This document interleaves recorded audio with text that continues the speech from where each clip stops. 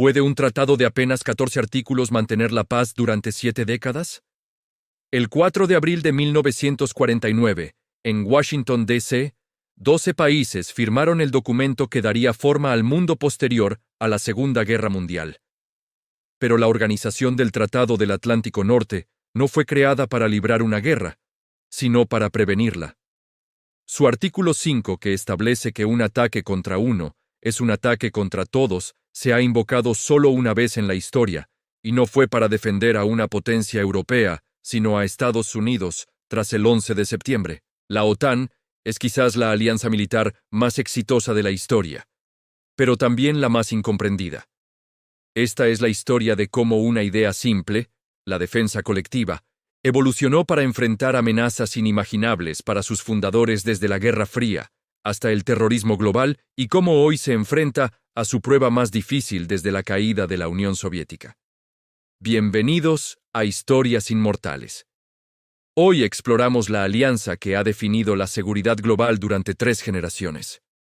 Hoy examinamos el escudo del Atlántico, la OTAN y la arquitectura de la paz frágil. Para entender por qué la OTAN era necesaria, debemos transportarnos a la Europa de 1948. El continente yacía en ruinas física y económicamente.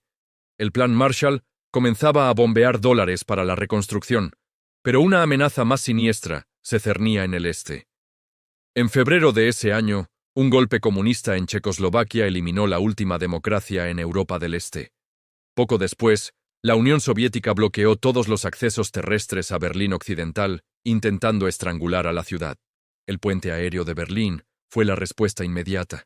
Pero los líderes occidentales comprendieron que necesitaban una solución permanente. La lección de los años 30 era clara. La apaciguación no funcionaba contra los regímenes expansionistas. En este contexto de creciente tensión, un grupo de visionarios comenzó a trabajar en lo que llamaron el Pacto del Atlántico. Entre ellos estaba Ernest Bevin, el secretario de Relaciones Exteriores británico, un hombre de origen humilde que había sido camionero antes de convertirse en estadista. Bevin era pragmático, de voz áspera y maneras directas, pero poseía una claridad moral inquebrantable. Creía que solo una alianza militar formal podría disuadir a Stalin de aventuras expansionistas. Del otro lado del Atlántico, el presidente Harry Truman, un hombre sencillo de Missouri que nunca buscó la vicepresidencia, y mucho menos la presidencia, pero que se encontró tomando algunas de las decisiones más cruciales del siglo XX, comprendió que la seguridad de Estados Unidos dependía de una Europa estable y libre. Las negociaciones fueron complejas. Francia, aún recuperándose de la humillación de la ocupación nazi, insistía en que Alemania Occidental no podría rearmarse nunca. Los países del Benelux temían quedar atrapados entre dos gigantes. Y el Congreso estadounidense, tradicionalmente aislacionista, dudaba en comprometerse con la defensa de Europa de manera permanente. Fue el senador Arthur H. Vandenberg, un republicano que había sido aislacionista pero que cambió su postura tras ver los horrores de la guerra, quien redactó la resolución que permitiría a Estados Unidos unirse a alianzas, en tiempos de paz, por primera vez en su historia. La ceremonia de firma en el Departamento de Estado fue solemne, pero esperanzadora. Los 12 países fundadores, Estados Unidos, Canadá, Reino Unido, Francia, Italia, Bélgica, Países Bajos, Luxemburgo, Dinamarca, Noruega, Islandia y Portugal, suscribieron un documento que comenzaba con estas palabras: las partes de este tratado reafirman su fe en los propósitos y principios de la Carta de las Naciones Unidas. Pero el corazón del tratado era el artículo 5, que establecía el principio de defensa colectiva. No era una garantía automática, cada país decidiría cómo responder, pero el mensaje a Moscú era claro. Atacar a uno era enfrentarse a todos. La arquitectura de la OTAN era revolucionaria. No sería una alianza tradicional donde cada país mantenía su ejército separado, sino una estructura integrada con comandos unificados. Su primer secretario general, Lord Ismay, un militar británico que había sido jefe de gabinete de Churchill durante la guerra, resumió sucintamente el propósito de la organización: mantener a los rusos fuera, a los americanos dentro y a los alemanes abajo. Esta frase, aunque cínica, capturaba las realidades geopolíticas de 1949. La primera prueba seria llegó pronto. En 1950, Corea del Norte, con el apoyo de Stalin, invadió Corea del Sur. Occidente vio esto como un modelo de lo que podría ocurrir en Alemania. La respuesta fue militarizar rápidamente la OTAN. Se creó la estructura de mando integrado bajo el liderazgo de un comandante supremo aliado en Europa, siempre un estadounidense, y se comenzaron a desplegar tropas permanentemente en Europa Occidental. El primer titular fue el general Dwight D. Eisenhower, el héroe del día D, cuya presencia daba credibilidad inmediata a la alianza. Durante las décadas siguientes, la OTAN y el Pacto de Varsovia se enfrentaron en una tensa confrontación que nunca llegó a la guerra directa. La disuasión nuclear se convirtió en la piedra angular de la estrategia. La doctrina de destrucción mutua asegurada, el famoso MAID, significaba que cualquier ataque nuclear resultaría en la aniquilación de ambos bandos. Fue una paz mantenida por el terror, pero funcionó. La caída del muro de Berlín en 1989 y la posterior disolución de la Unión Soviética en 1991 plantearon la pregunta existencial: ¿necesitábamos todavía la OTAN? Muchos argumentaban que había cumplido su propósito y debería disolverse, pero en lugar de eso, la alianza se reinventó. Comenzó a expandirse hacia el este, acogiendo a antiguos miembros del Pacto de Varsovia como Polonia, Hungría y la República Checa. Para estos países, que habían sufrido medio siglo de dominación soviética, unirse a la OTAN era un regreso a Occidente, una garantía de que nunca más serían abandonados a su suerte. Y aquí llegamos al giro inesperado, la revelación que desafía la narrativa convencional sobre la OTAN. La verdadera fortaleza de la OTAN nunca ha residido en su poder militar, sino en su extraordinaria capacidad de adaptación burocrática y su sistema de toma de decisiones por consenso.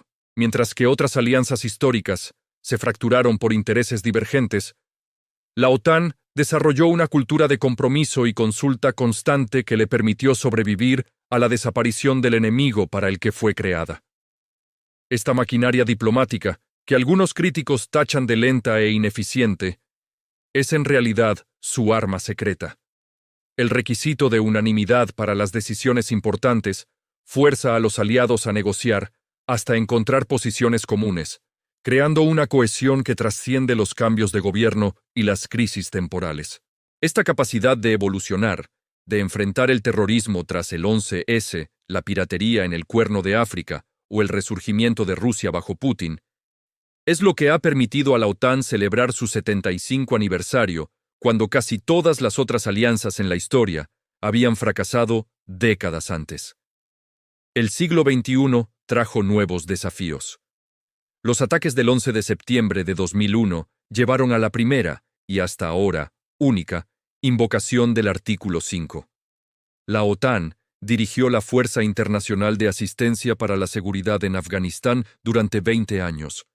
Su operación más grande y compleja. Pero las intervenciones en Afganistán y Libia también revelaron las tensiones dentro de la alianza, particularmente entre Estados Unidos y algunos países europeos sobre la distribución de cargas. La anexión rusa de Crimea en 2014 fue un punto de inflexión. Por primera vez desde la Segunda Guerra Mundial, un país europeo se anexionaba territorio de otro por la fuerza.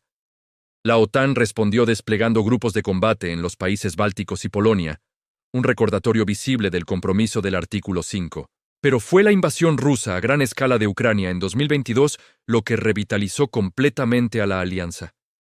De repente, la disuasión convencional volvió a ser prioritaria. Los presupuestos de defensa aumentaron en toda Europa, y países históricamente neutrales como Finlandia y Suecia solicitaron su ingreso. Hoy, la OTAN se enfrenta a desafíos existenciales. La posible vuelta de Donald Trump a la presidencia de Estados Unidos plantea preguntas sobre el compromiso estadounidense. La amenaza híbrida, ciberguerra, desinformación, coerción económica, requiere nuevas capacidades, y el ascenso de China plantea la cuestión de si la OTAN debería tener un papel en el Indo-Pacífico. La historia de la OTAN nos obliga a confrontar preguntas fundamentales sobre la seguridad en el siglo XXI. ¿Puede una alianza creada para defenderse de un Estado-nación adaptarse a amenazas difusas como el terrorismo transnacional o la guerra cibernética? En un mundo multipolar, ¿sigue siendo realista el modelo de defensa colectiva? Y quizás lo más importante, ¿pueden las democracias mantener la unidad necesaria para enfrentar a regímenes autoritarios que no están constreñidos por los debates públicos y los cambios de gobierno? Si este viaje a través de 7 décadas de historia de la alianza más duradera del mundo moderno les ha hecho reflexionar sobre la naturaleza de la seguridad colectiva, les invito a que se suscriban a Historias Inmortales. Activen la campanita para no perderse nuestros análisis de las instituciones que dan forma a nuestro orden global. Y déjenme saber en los comentarios. ¿Creen que la OTAN seguirá siendo relevante en 2050 o será reemplazada por nuevas formas de cooperación de seguridad? Hasta la próxima. Cuídense mucho.